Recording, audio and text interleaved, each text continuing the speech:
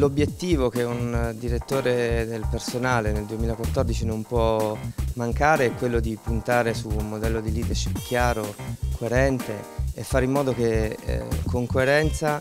vengano interpretati questi riferimenti valoriali tutti i giorni da parte delle persone. In primis la funzione HR deve su questo impegnarsi molto e garantire che questo accada. Un punto è il dimensionamento, quindi aiutare l'azienda a trovare la sua giusta dimensione. Un secondo punto è il governo della performance e quindi aiutare le persone a lavorare con obiettivi chiari e con competenze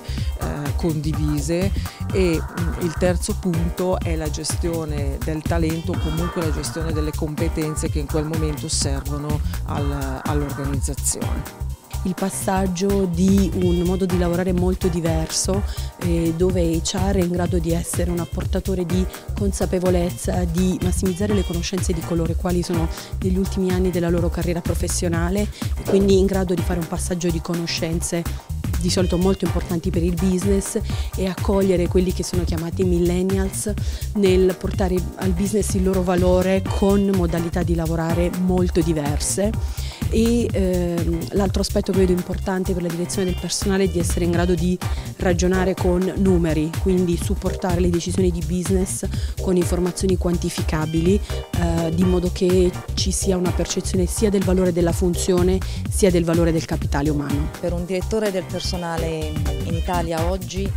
la cosa che serve dal mio punto di vista è un sistema di coerenza interno tra le diverse policy messe in atto rispetto alle persone, dal welfare aziendale, quindi trovare coerenza rispetto ai vari strumenti, le varie misure da poter offrire, che siano in una logica di compensation ma anche di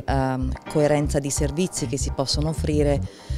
in coerenza con le policy della formazione piuttosto che dello sviluppo, dove i messaggi siano assolutamente conformi e coerenti a quello che si sente fuori, a quello che si vive dentro. E quindi il direttore del personale si trova davanti in questo tempo storico ad un compito difficile, quello di dover spesso gestire problematiche legate appunto al suo ambito, alle risorse umane, in modo sempre più continuativo e anche innovativo. Per questo quello che io credo sia necessario e debba sviluppare sia mantenere sempre davanti a sé che è possibile cambiare e quindi coltivare tanta speranza. Il nostro lavoro è quello di poter portare come agenti di trasformazione e di cambiamento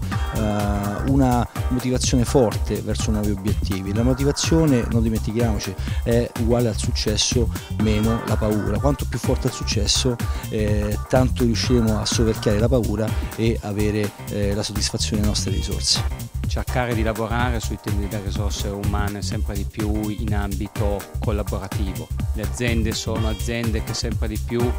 hanno organizzazioni complesse dove la collaborazione è fondamentale. Il contatto umano, in questo momento la relazione fra direttore personale e persone è un qualcosa che affronta fasi diverse, ci sono fasi positive, ci sono in questo periodo molte fasi difficili di uscita di persone dalle aziende. La componente umana ho visto e abbiamo notato, e sicuramente questo lo sarà ancora di più nel futuro, facilita le cose. Non è per forza necessario essere distanti, essere degli esseri umani, quindi avere una relazione, avere un rapporto diventa ancora più fondamentale.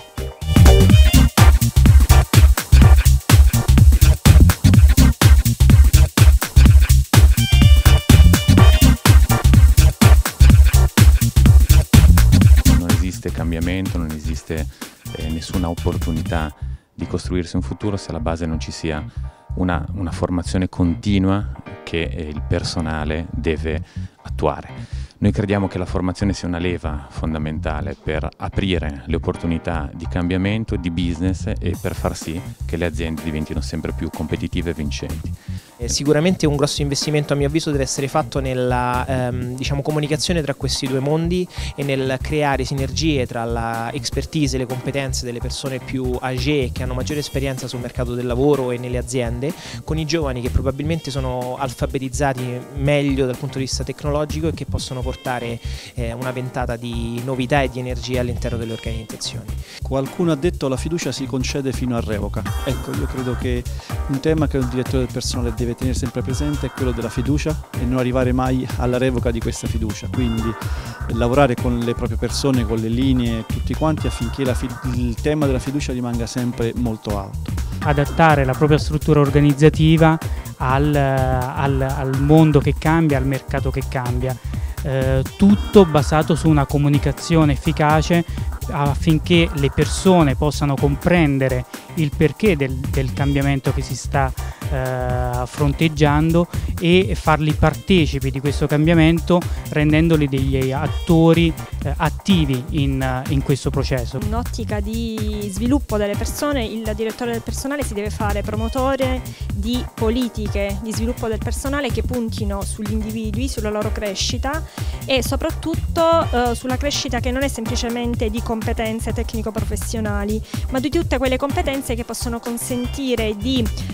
vivere e lavorare in un contesto che cambia, che si trasforma, e quindi delle competenze trasversali che consentono una flessibilità dei lavoratori sia nel proprio ambito di lavoro, ma una flessibilità anche rispetto al contesto socio-economico. Il messaggio di dove è possibile è quello della serenità